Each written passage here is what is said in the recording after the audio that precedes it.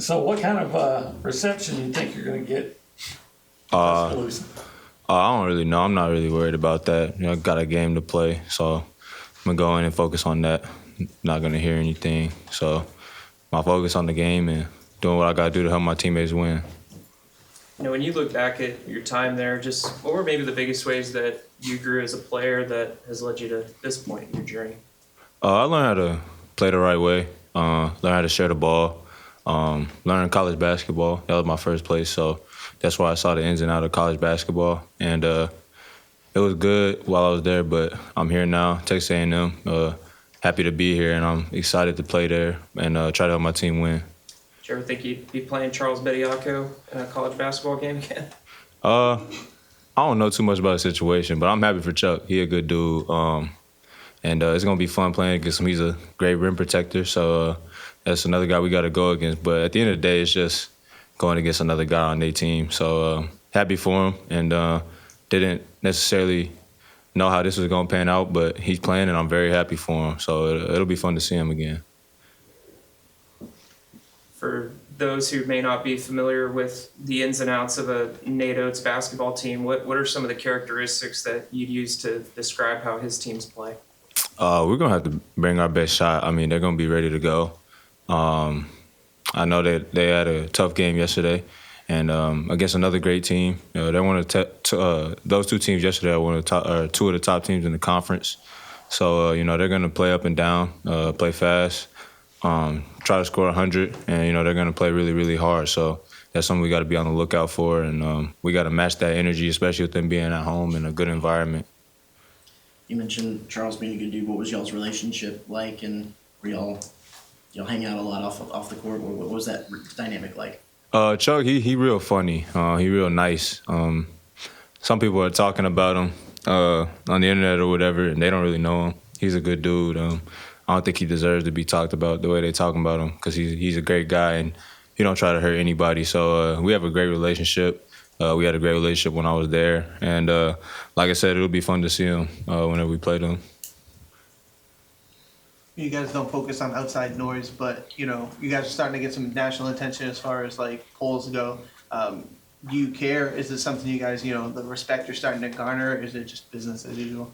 Oh, it's just business as usual. I mean, all that stuff changes week to week. Obviously, you win, and you could be in one week, and then you lose that week, and you're out that week. It doesn't really matter. My Kansas team was #1 preseason last year, and ended up out the rankings 7th seed in the tournament. So it just goes to show you that all that stuff changes, and it doesn't really matter. We just got to still come out and handle business, and everything else will take care of itself. When a team with pace plays a team with pace, just what's kind of the balance there of succeeding when high-paced teams face off with each other? Oh, it's just gonna be up and down. It's gonna be about getting back on defense. They get out in transition really, really well. They advance the ball really well. They get to the paint really well. They shoot the three really well. And those are things that we look for in our offense as well. So we just got to play up and down. Similar to Georgia. Georgia was up and down a lot. So just got a same type game, kind of just up and down, fast pace. And it'll be two hard-working teams that go against each other. Yeah, to that point, just is it a good thing that you just played Georgia, a team that has that kind of similar type of pace? Yeah, I think it's a good thing. Georgia, they get up and down very, very well. I think Georgia's #2 in tempo, and Alabama's probably #1, top 5. So, same, tempo, similarity. So, I think going against Georgia that game, seeing what we need to clean up against Georgia, and having it ready for this game here is just going to be very, very important for us.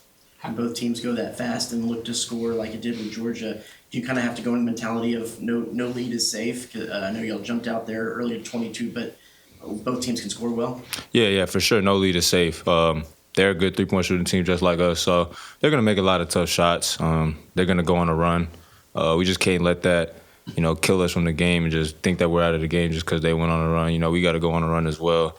So, it's just that's how it is in college sometimes with two fast-paced teams. You see one team go on a 10-0 run, and then another team later on in the game goes on a 10-0 run. So it's just going to be game of runs. And we've been in that game before, but I know they have too, so we'll both be ready. What has Coach challenged you with through this stretch of games? He just wants me to, just focus and do what I got to do for my team to win, whether it's defend, rebound, make shots, talk, be a leader on the bench.